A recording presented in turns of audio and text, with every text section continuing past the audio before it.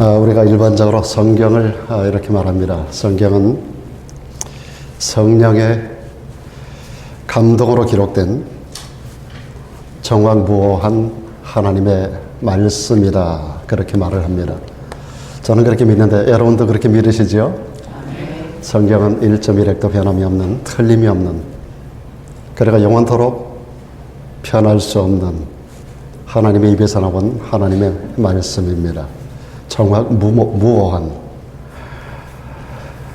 그리고 여러분들, 우리가 또 성경에 대해서 성경이 무엇인가라고 이렇게 물을 때 여러 가지 우리가 대답할 수 있겠습니다만은, 성경을 우리가 구약과 신약으로 나누지 않습니까?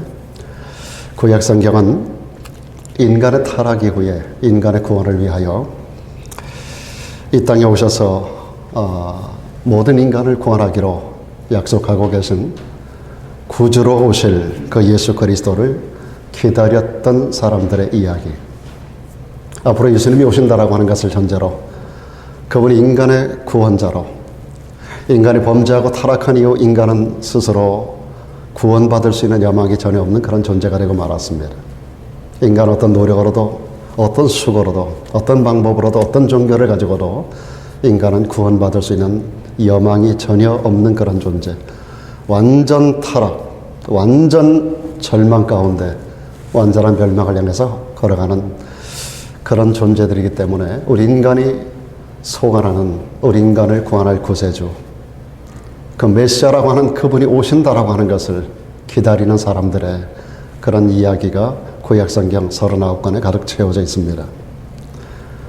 그리고 신약은 뭔가? 신약은 구주 되신 예수께서, 메시아 되신 예수께서 이 땅에 오셨다라고 하는 것, 그리고 그 예수님을 만난 사람들에 대한 이야기, 주님을 만나서 그들이 어떻게 변화가 되었는지, 주님을 만나서 어떻게 되었다는 건가, 예수님 이 땅에 오셔서 어떤 일을 하셨다라고 하는 건가, 이와 같은 사건을 주님과 더불어 함께 걸으면서 주님을 만난 사람들의 그 이야기를 기록하고 있는 것이 바로 신약 성경입니다. 물론 제가 지금 말씀드린 것은 하나의 포커스를 가지고 말씀을 드렸습니다만은 이것이 성경의 가장 중요한 핵심적인 그러한 진리입니다.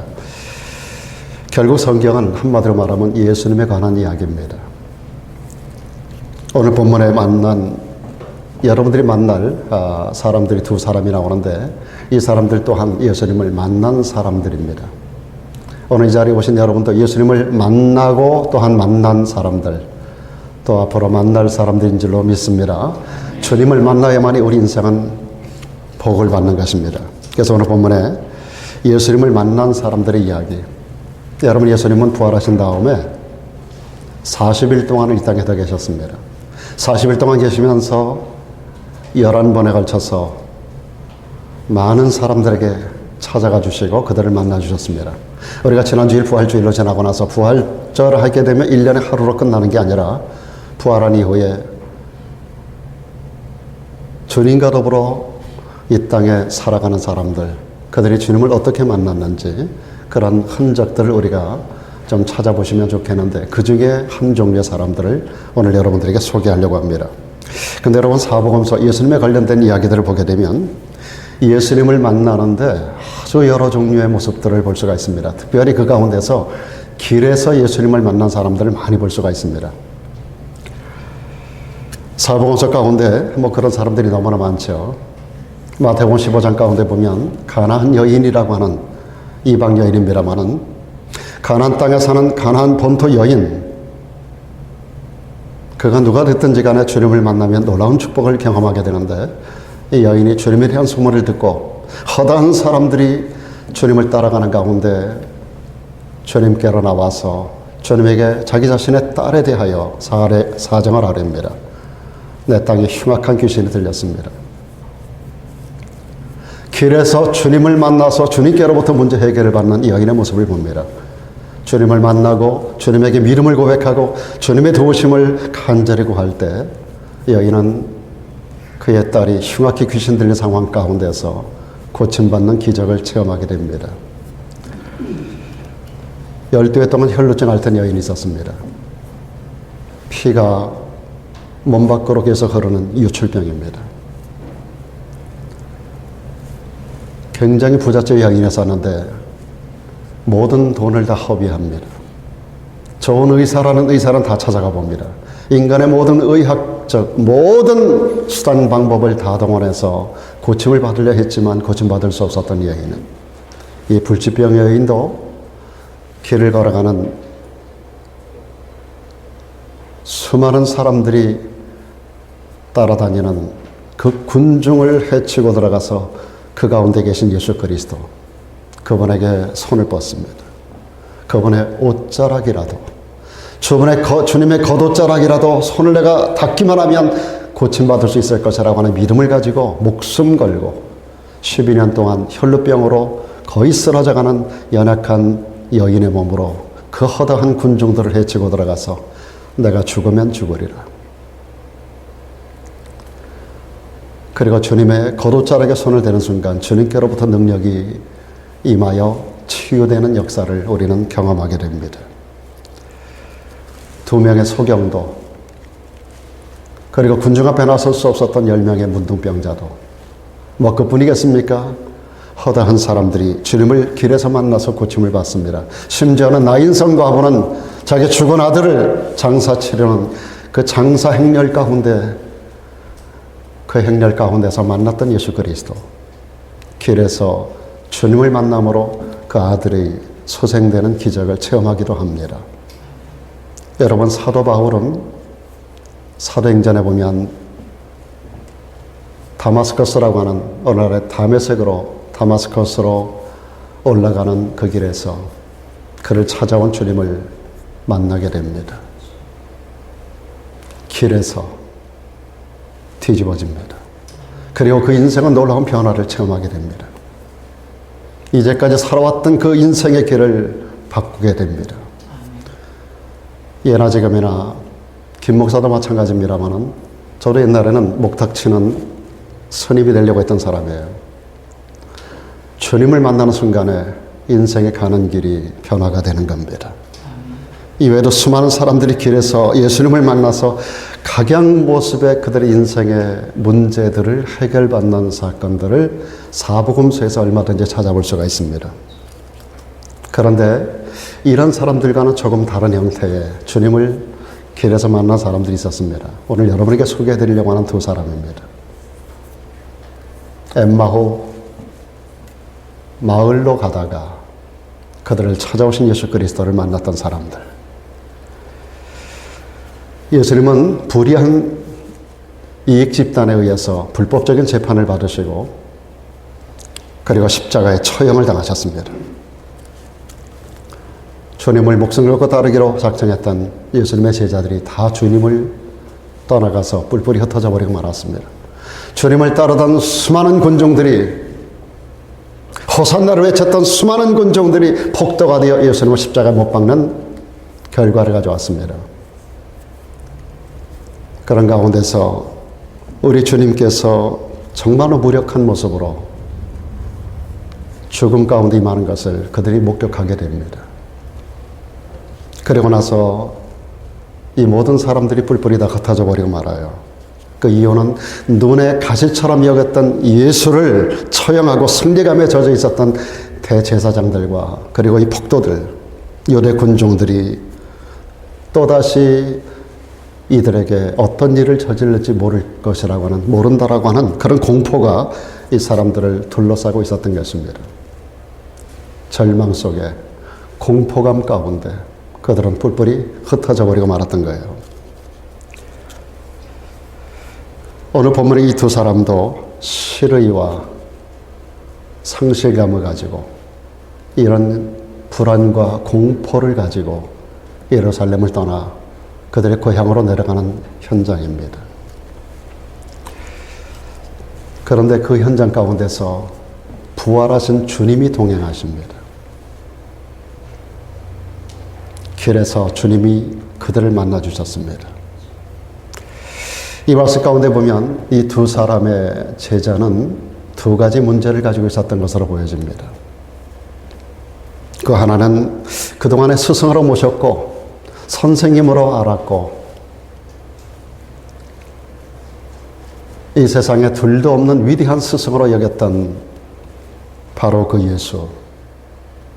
그런데 그분이 부활하신 모습으로 그들에게 찾아오셨는데도 불구하고 그들은 눈으로 보면서도 그분이 부활의 예수님인 것을 알아보지 못하는 문제점을 가지고 있었습니다.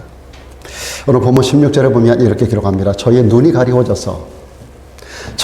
가리워져서 그들을 찾아오신 예수님이 부활의 주님이신 것을 그들이 알아보지 못했다라고 기록하고 있습니다.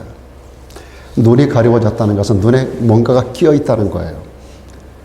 우리 눈이 아무리 멀쩡해도 눈앞에 무엇인가가 가리워져 있으면 봐야 할 것을 정확하게 보지 못하는 겁니다. 이 두 사람 눈에는 끼어서는 안 될 것들이 끼어 있었습니다.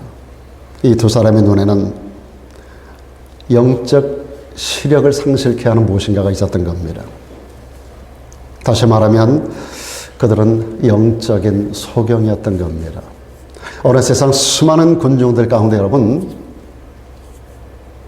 멀쩡한 눈을 가지고 있지만 우리 눈에 세상 것이 많이 끼어 있으면 봐야 할 것, 다시 말하면 주님을 보지 못한다는 사실입니다. 오늘 여러분들이 세상을 살아가면서도 매 순간마다 주님을 보지 못하는 이유는 무언가 우리 눈에 끼지 말아야 될 것들이 끼어 있다는 사실입니다. 그래서 예수님께서 라오디게아 교인들에게 이렇게 말씀하셨어요. 내가 너희를 권하노니 안약을 사서 발라 보게 하라고 말씀하셨습니다. 안약을 사서 눈에 발라 보게 하라. 이 라오디게아 교회는 마지막 때를 살아가는 성도들을 상징하고 있습니다.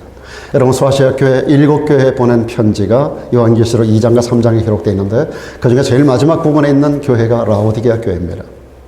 이 7교회는 예수 그리스도가 이 땅에 오셨다가 가신 이후 세워진 교회들이 역사 속에서 어떠한 시대 가운데 나타날 교회들인가를 그 시대마다 이런 교회들이 나타날 것을 상징적으로 보여주고 있는데 그 중에 제일 마지막 시대에 일어날 교회가 라오디게아 교회입니다.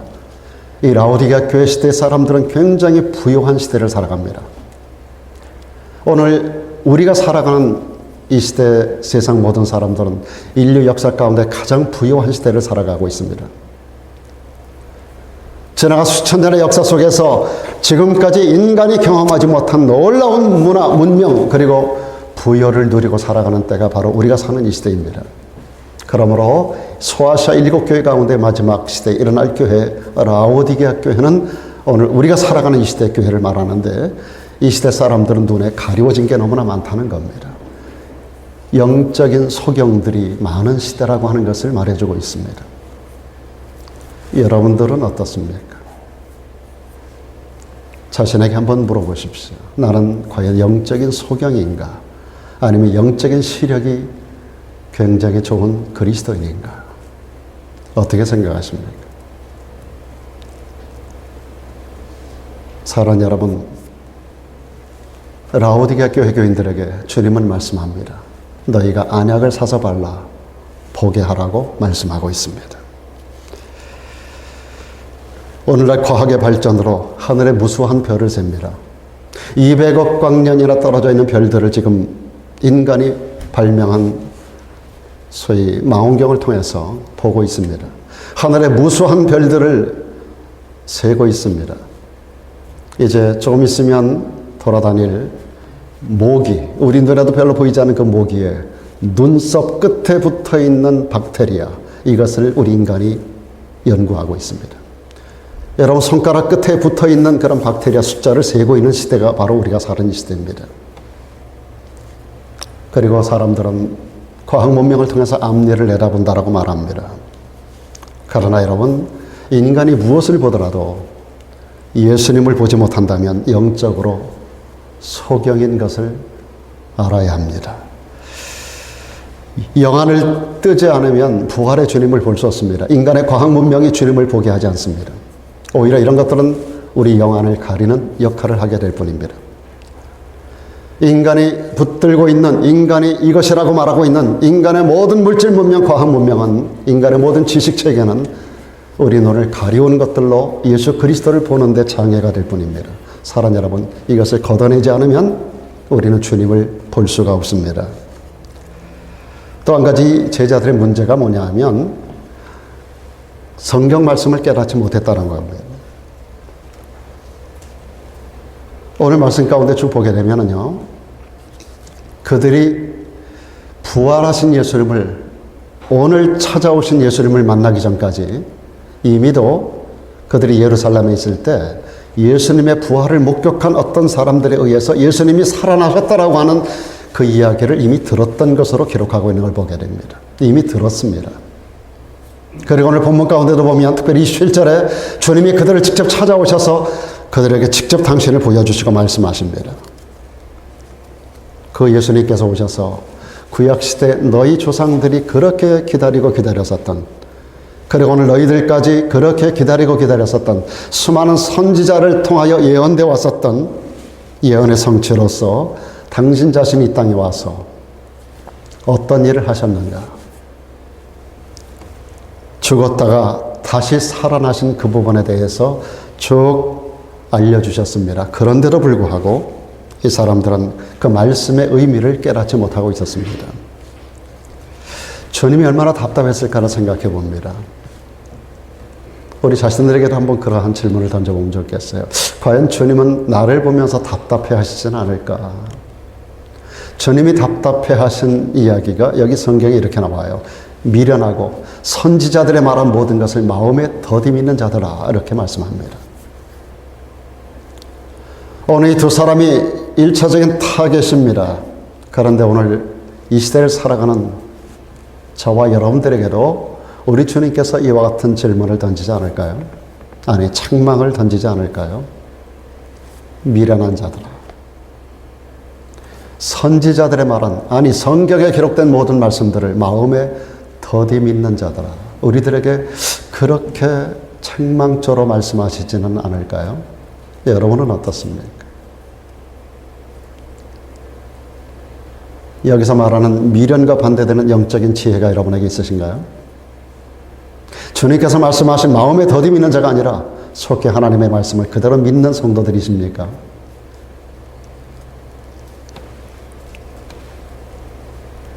이들은 그러한 주님 말씀을 수없이 옆에 주님과 동행하며 주님을 따라다니며 수없이 하나님의 말씀을 주님께로부터 들었던 사람들입니다. 그러나 그들은 주님 죽으시고 부활하셔서 찾아오셔서 옆에서 동행하며 말씀하시는 이 순간까지도 주의 말씀을 깨닫지 못하고 있었습니다. 이유가 뭡니까? 미련했기 때문에, 마음에 더디 믿는 믿음을 가지고 있었기 때문에 그랬습니다. 오늘 이 자리에 똑같이 와서 앉아 계신 여러분 가운데도 어떤 분들은 영적인 미련함 가운데, 어떤 분들은 마음에 더디 믿는 그 믿음 까닭에 선포되는 하나님의 말씀을 액면 그대로 믿지 못하고 받아들이지 못하는 분도 있을 거라고 생각이 됩니다. 여기서 말하는 더디 믿는다는 말의 원어적인 의미가 두 가지입니다. 하나는 깊이 생각하지 않는다는 겁니다. 또 한 가지는 의심하면서 말씀을 받는다는 뜻입니다. 오늘 이 사람들은 말씀을 의심하면서 받아들였고요, 건성으로 들었기 때문에 말씀을 들어도 깨닫지 못하는 사람이 되고 있었던 거예요. 그런데 이 사건은, 이와 같은 현실은 그때뿐만 아니라 오늘 시대를 살아가는 사람들에게도 굉장히 많이 일어나는 현상입니다. 한 통계를 보니까요, 우리 크리스찬들을 대상으로 조사한 가운데 월요일 날, 바로 전날 주일 교회 가서 설교를 들었던 분들 가운데서 조사를 해보니까 월요일 날이 돼가지고 하루밖에 안 지났는데 어저께 주일날 교회 가서 목사님이 무슨 설교를 했는가 기억하는 사람 하면 90%가 알까요? 모를까요? 모르는 쪽이 90%라는 겁니다. 그냥 주일이 됐으니까 갔다 온 것뿐이에요. 뭔가 설교를 목사님이 하셨어. 은혜를 받은 거는 같아. 그때는 뭐 마음도 따뜻했던 것 같아. 은혜를 받은 거는 같은데 하루가 지났는데 무슨 설교를 들었는지 바로 전날 설교를 90%가 까먹는다는 겁니다. 제가 한 번은 한국에 있을 때 월요일 날마다 서울에서 저 충현 장로교에서 그때 당시 그 이종현 목사님이 그 목회자들을 대상으로 하는 세미나가 있었습니다. 그래서 제가 이제 월요일 날이면 그 교회 가서 세미나를 이렇게 늘 참석을 했는데 어느 날 목사님이 이런 질문을 하시더라고요. 목사님들 어제 설교 다 하셨죠? 설교하신 분, 그러니까 다 손들었어요. 그러면 여러분에게 묻겠습니다. 어제 설교 본문과 제목 기억하시는 분? 다 들어야 되지 않겠어요?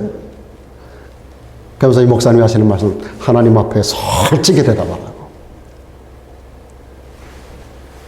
거짓말 같은 사실인데 50% 넘는 목사님이 손을 든 것 같은데 둘러보니까 50%가 안 돼 보였어요. 깜짝 놀랐어요. 들은 사람은 90% 이상이 까먹고 전한 사람까지도 일주일 내내 고민하면서 기도하면서 설교를 준비하고 전했던 목사님들도 하루밖에 안 지났는데 자기가 무슨 설교를 했는지 50% 되는 목사님들이 다 까먹었더라고요. 저는 깜짝 놀랐어요. 그 이후로 저는 가끔 가다가 저 자신에게 점검을 해봅니다. 월요일 날이면 내가 어제 무슨 설교를 했지? 깜짝 놀랄 때가 있어요, 여러분. 건성으로 들은 것뿐이 아니라 건성으로 전했고, 믿음으로 들은 것뿐만, 믿지 않고 듣는 것뿐만 아니라 별로 믿음 없이 그냥 기록된 것을 전달하고 있는 목사의 모습까지도 많이 있다라고 하는 사실을 저는 부인하지 않습니다. 여러분, 모스크바 가면 그 크레물린 광장에 이런 종이 하나 서 있습니다. 어마어마한 종입니다. 이 종은 세계에서 가장 큰 종입니다. 높이가 6.4m 이르고 직경 6.6m, 두께가 61cm입니다. 총 두께가. 무게가 201톤에 해당하는 세계에서 가장 큰 청동종입니다. 이 종에는 구리와 주석뿐만 아니라 525kg의 은이 들어있고요. 금도 72kg이나 녹여서 부었습니다. 세계에서 가장 큰 종이 러시아에 있습니다. 그런데 유감스러운 것은 이 종이, 여러분 종을 만드는 목적이 뭐예요? 종은 타종하는 데 목적이 있는 거 아니에요? 우리 한국의 유명한 에밀레 종 치면 뭐 에밀레 한다면서요? 종은 타종하는 데 목적을 두고 종을 만드는 거예요. 이렇게 모양을 이렇게 전시해 놓으려고 만드는 게 아니에요. 근데 이 종이 지금 치려고 전시된 게 아니잖아요. 유감스럽게도 이 종은 만들어지고 나서 한 번도 울려본 적이 없는 종입니다. 이 종이 우는 소리를 한 번도 들어본 사람이 없어요. 심지어는 이 종을 만들게 했던 러시아의 황제조차도 이 종이 울리는 종소리를 한 번도 듣지 못했습니다. 그 내막이 이렇습니다. 종을 주조하는 과정에서, 만들어가는 과정에서 뜨거운 청동, 그 센 물을 녹이잖아요. 녹여가지고 그 틀에다가 붓는데 그 위에 거푸집 나무에 이게 너무너무 뜨겁다 보니까 또 너무 많은 양을 붓다 보니까 이게 열을 받아가지고 거푸집 나무에 불이 붙어버렸어요. 서드락과 메삭과 아벳느고가 풀무불 속에 던져질 때 왕이 너무너무 화가 나가지고 평소보다 7배나 뜨겁게 하라고 그랬거든요. 풀무불은 이 블로워예요. 이렇게 불어가지고 불을 세게 하는 건데 이게 용광로라고요. 평소에도 용광로 속에 쇠가 들어가도 녹는데 7배나 뜨거운 불을 만들어내요. 거기다가 집어던졌습니다. 사드락과 메삭과 아벳느고를 집어 던지는 군인들이 던지다가 타 죽었어요. 불 속에 들어간 게 아닌데 그렇게 불이 센 거예요. 이렇게 어마어마한 양의 주물을 갖다 붓다 보니까 너무너무 뜨거운 거예요. 근데 거푸집을 나무로 만들었는데 이 나무에 불이 붙은 거예요. 소방관들이 왔겠죠? 소방관들이 와서 불을 끌려니까 물을 뿌렸겠죠? 물을 뿌리는 과정 속에서 아주 작은 물방울 몇 개가 주저틀 안으로 들어갑니다. 그래서 주저틀 내에서 틈이 벌어집니다. 그리고 한 부분이 깨어져 나가게 됩니다.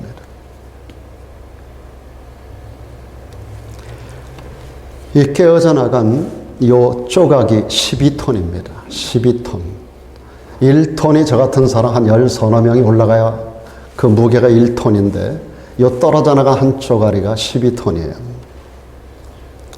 이로 인해서 이 종은 결국 영원히 폐물이 되고 말았습니다. 다시 녹여 쓸 수 없는 폐물.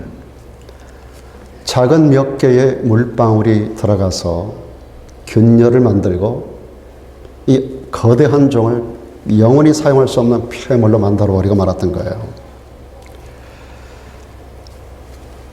사랑하는 여러분, 여러분이 하나님의 말씀을 들으면서 또 성경을 읽으면서 별것 아닌 것 같은 몇 방울의 물방울 같은 의심이 여러분 머릿속에 들어가면 여러분 영혼이 사용할 수 없는 폐물이 되고 만다는 거 여러분 아셔야 됩니다. 제가 서론적으로 여러분에게 던진 말씀이 하나님의 말씀은 오류 없는 하나님의 말씀이라고 말씀드렸습니다. 근데 그 하나님의 말씀이 틀릴 수도 있지 않는가라고 하는 물방울. 설교를 들으면서 성경을 읽으면서 성령의 감동 앞에서 우리는 약간의 어떤 이 물방울 하나 같은 의심이 들어올 때 그 말씀이 내게는 능력으로 역사할 수 없다라는 사실입니다. 이것이 바로 한 줄기 부정적인 의심이 우리의 영혼을 망가뜨리게 된다라는 사실입니다. 사랑하는 여러분, 이 작은 의심이 결국 어떤 사람에게는 구원사에 있어서 영원히 버림받는 폐물이 될 수 있다는 사실입니다. 구원에서 제외가 된다는 것은 영원한 지옥의 형벌을 당한다는 거예요. 오늘 수많은 교회들이 있습니다. 교회가 존재하는 목적은 천국과 지옥을 알리는 겁니다. 교회가 존재하는 것은 지옥이 있다는 것을 말하는 거예요. 여러분, 세상에 어디에서 지옥이 있다는 말을 합니까? 교회 와서 우리는 지옥을, 천국을, 그 내용을 들을 수가 있는 거예요. 그런데 오늘 모든 교회들이, 아니 대부분의 수많은 교회들이 성도들이 싫어한다고 지옥 이야기를 하지 않습니다만은 유감스럽게도 지옥은 있습니다. 여러분에게 작은 물방울 한 방울 같은 의심이 여러분의 심령 속에 들어가게 되면 그것이 여러분을 영원한 폐물로 만들어서 지옥으로 던질 수 있다는 거 여러분 아셔야 됩니다. 시편 49편 20절에 이런 말씀이 있습니다. 하나님께서 우리 인간을 존귀하게 만들었다는 겁니다. 존귀에 처하나 깨닫지 못하는 사람은 멸망하는 짐승 같다고 말씀하고 있습니다. 여러분, 하나님이 만들어 놓은 피조물 가운데 우리 눈에 보이는 모든 피조물 가운데 가장 존귀하게 만들어진 존재가 우리 인간입니다. 그런데 그렇게 존귀한 존재로 만들어진 우리 인간이 여러분 깨닫지 못한다면, 하나님 말씀을 들으면서도 깨달음이 없다면 마음이 미련하고 하나님의 말씀을 더디 믿는 자가 되면 멸망하는 짐승같이 된다라고 말씀하고 있습니다. 왜 하나님 말씀을 들으면서도 깨닫지 못한다고요? 의심하면서 듣기 때문입니다. 주의 집중하지 않기 때문입니다. 그리고 어떤 사람은 다 안다는 교만한 마음을 가지고 듣기 때문입니다. 여러분, 많은 사람들이 그날에 딱 들어오면서 주보를 보는데 주보를 딱 보면서 그리고 설교 전에 띄워지는 성경 구절을 보면서 아, 이거 내가 아는 거야. 그래가지고 리모컨을 딱 꺼버린다는 거예요. 스스로 자기 영혼의 리모컨을 딱 꺼버린다는 거예요. 아, 이거 내가 아는 거야. 이거 성경 오늘 뻔해 목사님 설교 이런 설교 할 거야. 교회를 오래 다닌 사람일수록 조심하셔야 됩니다. 교회를 오래 다니고 설교를 많이 듣고 성경을 많이 아는 분일수록 순수함에서 멀어질 수 있다는 사실을 여러분 아셔야 돼요. 저는 요즘도 성경을 매일같이 읽으면서 이런 말씀이 있었구나. 제가 성경을 얼마나 많이 봤겠어요. 제가 안 본 성경이 있었겠어요? 제가 설교만 해도 수만 번을 했는데 제 눈에 안 거쳐간 성경 구절이 있었을까요? 근데 지금도 어느 날 보면 처음 보는 것 같은 그런 내용들이 불뚝불뚝 떠올라요. 그리고 지금도 성경을 볼 때마다 제 가슴이 뜨거워지고 지금도 성경을 볼 때마다 흥분이 되고 그리고 큰 은혜를 받아요. 저는 아침에 눈을 뜨고 화장실을 가도 성경부터 펴놓습니다. 그걸 보면서 하루를 하나님의 말씀을 보면서 시작하는 거예요. 여러분, 하나님의 말씀의 깊이가 얼마나 깊고 넓이가 얼마나 넓고 오묘함이 얼마나 오묘한지 알 수 없어요. 볼 때마다 내용이 달라지고 볼 때마다 내게 깨우쳐지는 의미가 달라져요. 똑같은 텍스트 본문을 가지고 100명의 목사님에게 본문으로 주고 설교를 해보라 그러면 설교가 다 달라요. 보는 관점에 따라. 그 설교를 준비하는 목사님의 영적 지식의 어떤 차원이라든지 영적 수준에 따라서 그걸 해석하고 설교하고 내용을 구성하는 방법이 다 달라요. 저도 똑같은 본문을 가지고 10년 전에 설교했던 내용 가지고 다시 하면 설교가 달라져요.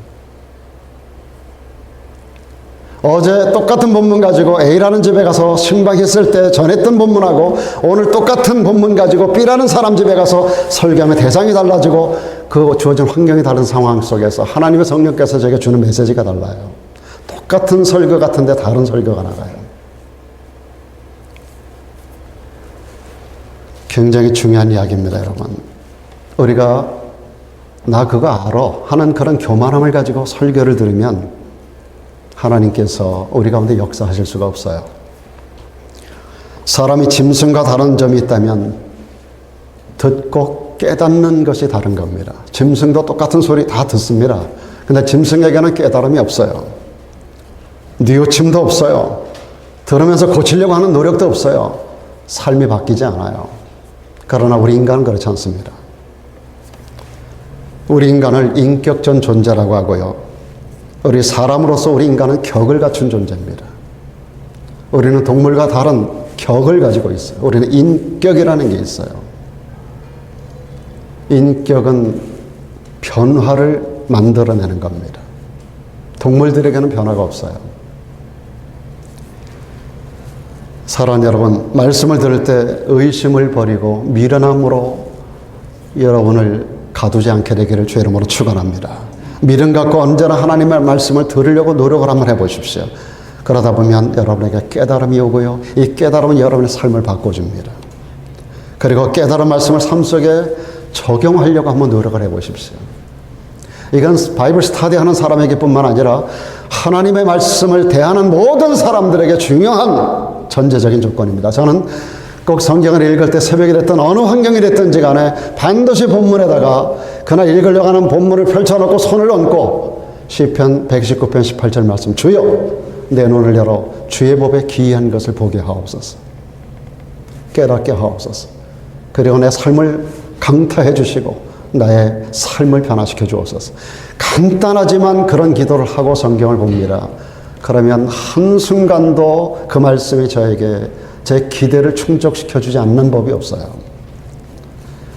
여러분들이 말씀을 들을 때 적용하려고 애를 쓰면 그것이 여러분의 삶의 능력으로 나타나게 되는 것입니다. 이렇게 문제가 많은 이 두 제자를 여러분, 우리 주님이 만나주셨다라는 사실입니다. 황혼을 향해서 걸어가던 이들에게 새벽처럼 주님이 다가오셨습니다.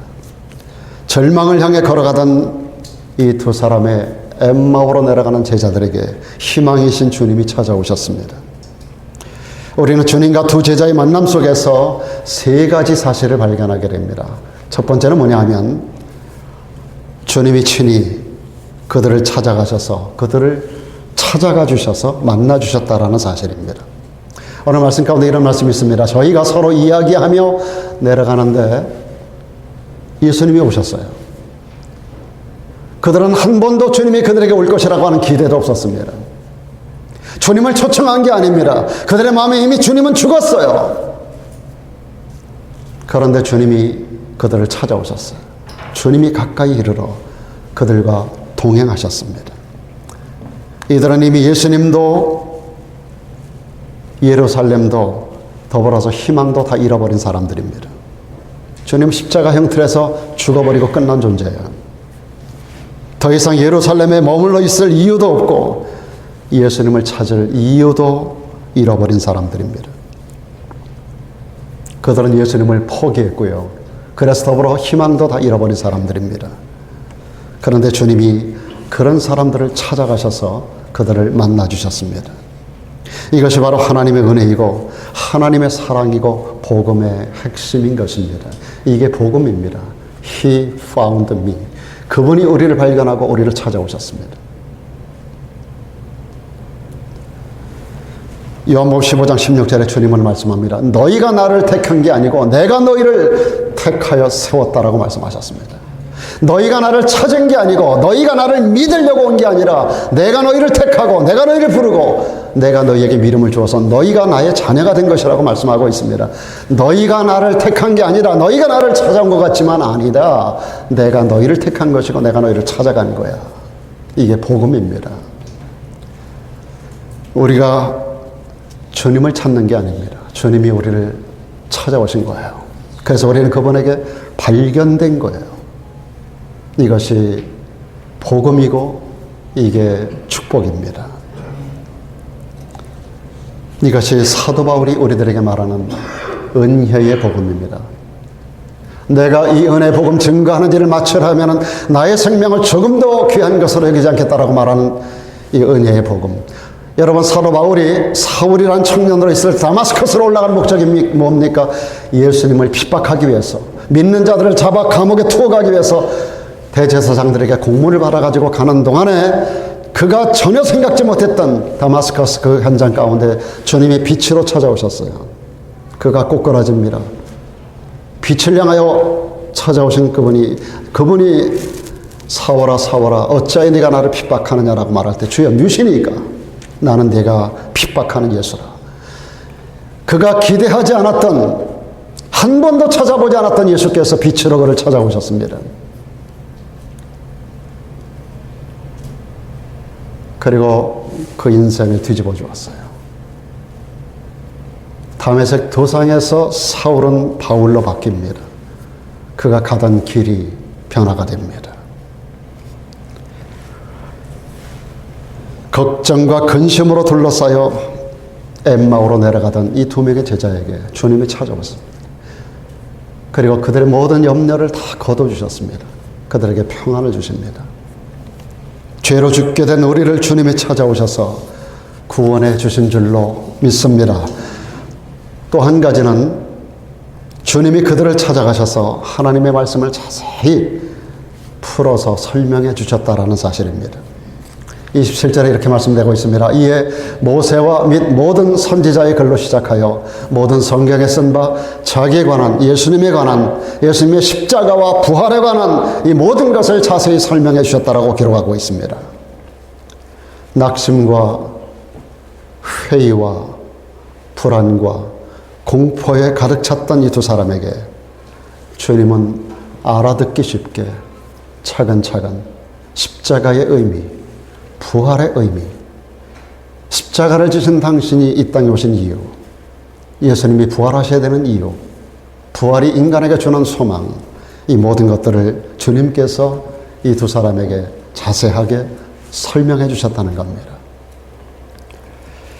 오늘도 주님은 영적 소경이고 불감증 환자된 우리들에게 성경을 통해서 또 성령의 영감을 통해서 또 세우신 주의 종들을 통하여 주시는 설교를 통해서 예수님이 누군가, 주님의 십자가가 왜 있어야만 했었던가, 십자가는 우리들에게 무슨 의미가 있는가, 주님이 왜 십자가상에서 죽음으로 끝나서는 안 되는가, 주님의 부활은 왜 이루어져야만 되는가, 그 부활은 어떤 의미를 가지고 있는가, 부활 이후 세상은 어떻게 변화가 되는가, 그 부활 사건 앞에 인류는 어떻게 갈라지는가, 이 모든 것, 이런 것들을 자세하게 설명해 주고 계십니다.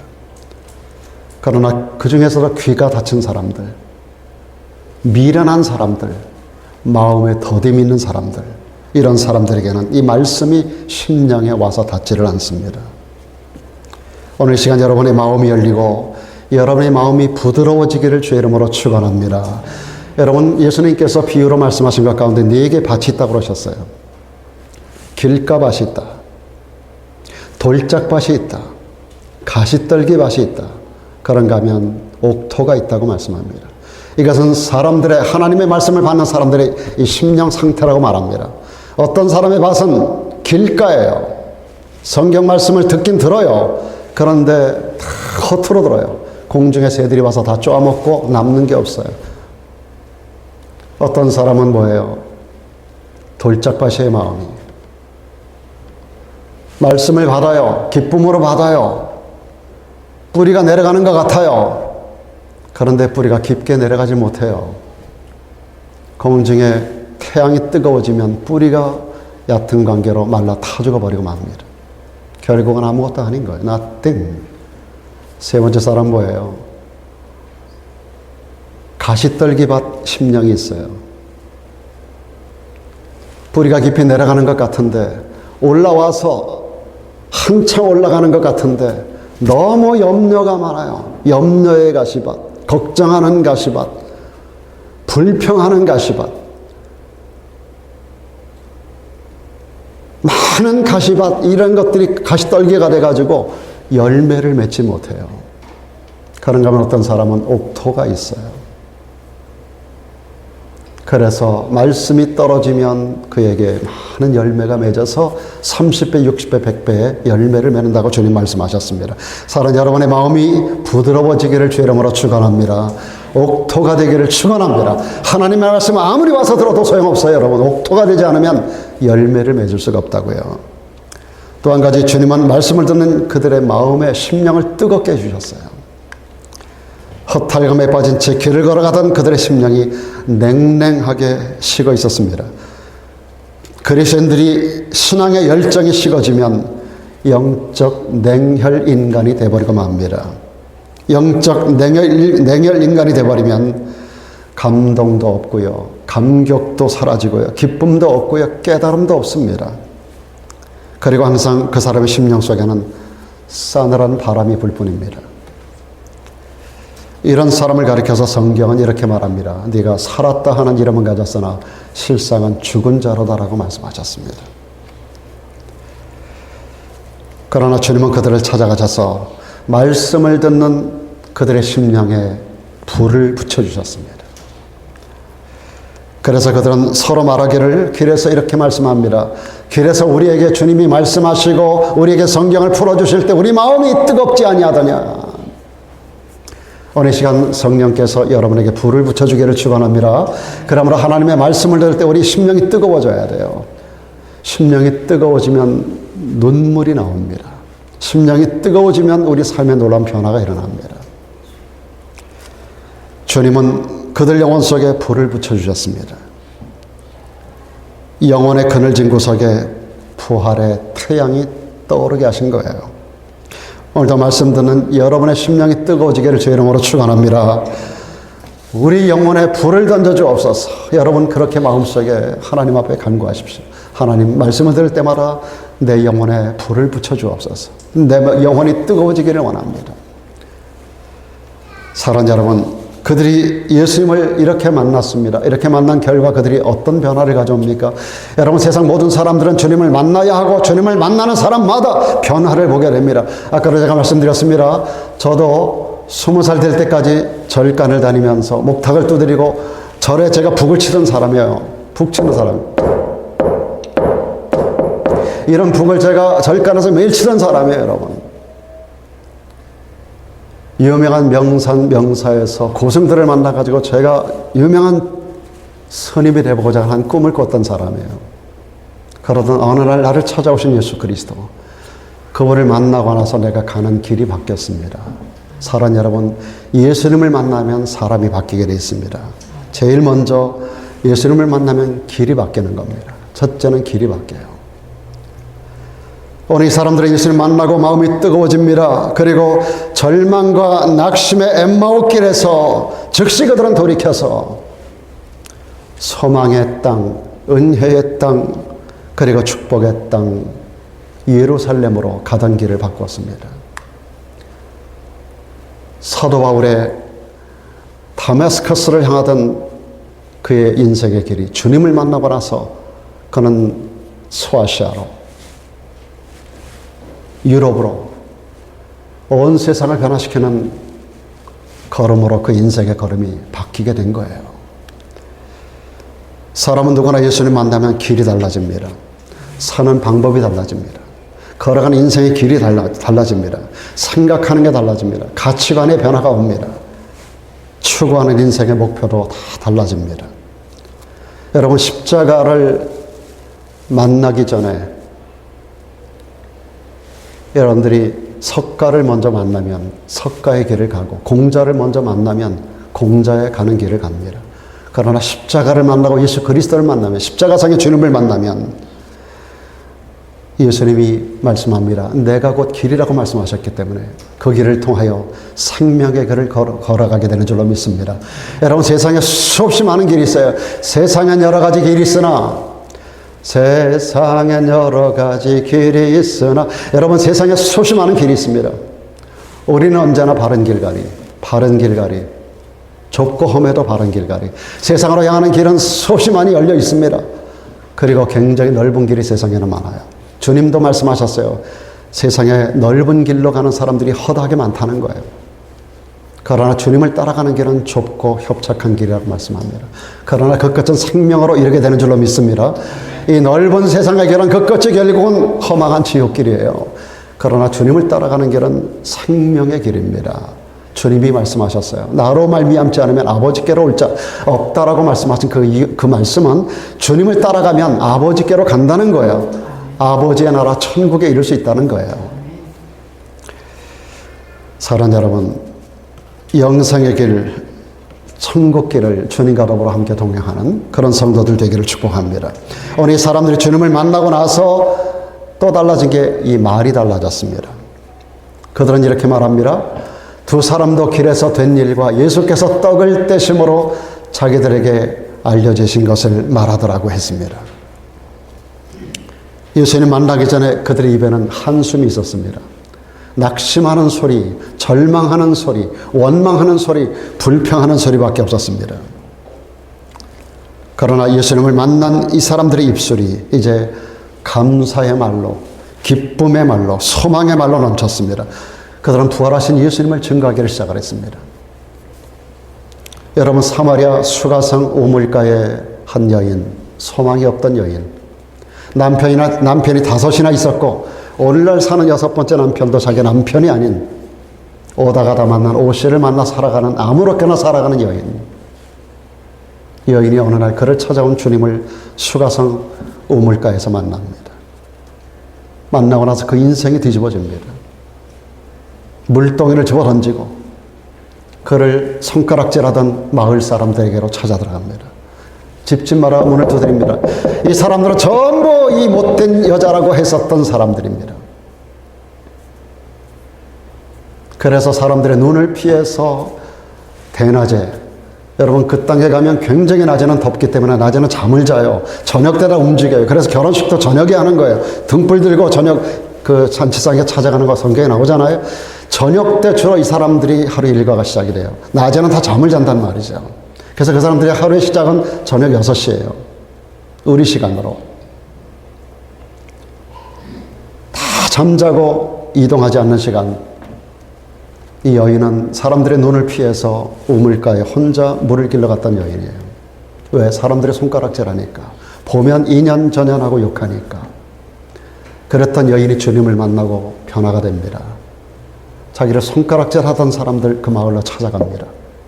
자기에게 욕설을 하던 사람들의 집 문을 두들깁니다. 사람들이 나왔을 때 그들을 향해서 내가 만난 예수를 와 보라고 전하기를 시작을 했습니다. 오늘 이 두 사람이 주님을 만나고 예루살렘으로 돌아가서 예루살렘에 있었던 모든 제자들에게 내가 만난 예수, 엠마오 길에서 내가 만난 그 예수, 내 말을 좀 들어보라고 와서 지금 자기들에게 주께서 만나서 주신 말씀, 알려주신 것들을 말하기를 시작을 합니다. 말이 달라집니다. 여러분, 예수님에게는 생명이 있는 줄 믿습니다. 그분에게는 소망이 있습니다. 그분에게는 기쁨이 있어요. 오늘 이들이 전한 말은 생명의 언어고 소망의 언어고 기쁨의 언어입니다. 강단에서 김 목사 여러분에게 전하는 모든 메시지는 소망에 관한 메시지입니다. 기쁨에 관한 메시지입니다. 천국의 언어입니다. 오늘 이런 말씀들을 우리가 귀담아 들으며 소망 가운데 그 말씀을 사모함으로 나오게 되면 여러분 안에 여러분이 지금까지 알지 못했던 기쁨이 넘쳐나게 되고 소망이 넘쳐나게 될 줄로 믿습니다. 사랑하는 여러분, 오늘 이들이 토해낸 말들이 부활의 주님을 통해서 소망의 언어, 기쁨의 언어, 생명의 언어가 사람들에게 전달된 겁니다. 오늘 시간 이후에 여러분들의 입에서 나오는 말들이 원망하고 한숨 짓고 불평하고 이런 말들이 아니라 소망과 기쁨과 그리고 축복을 선포하는 그런 언어들로 여러분의 입술이 변화되기를 축원합니다. 또 한 가지, 그들은 예수님 만난 후에 믿음도 달라졌습니다. 그들의 길에서 예수님 만난 후에 희미했던 그동안의 믿음이 확실해졌습니다. 더디 믿던 그들의 신앙이 철두철미한 확신하는 믿음으로 바뀌었습니다. 냉랭한 그들의 가슴이 뜨거운 가슴으로 변화가 됩니다. 오늘 엠마오길에서 예수님 만났던 이 두 사람처럼 우리도 오늘 바로 이 자리에서 말씀 듣는 가운데 여러분의 냉랭한 마음들, 식어버린 마음들이 뜨거운 마음으로 변화되기를 축원합니다.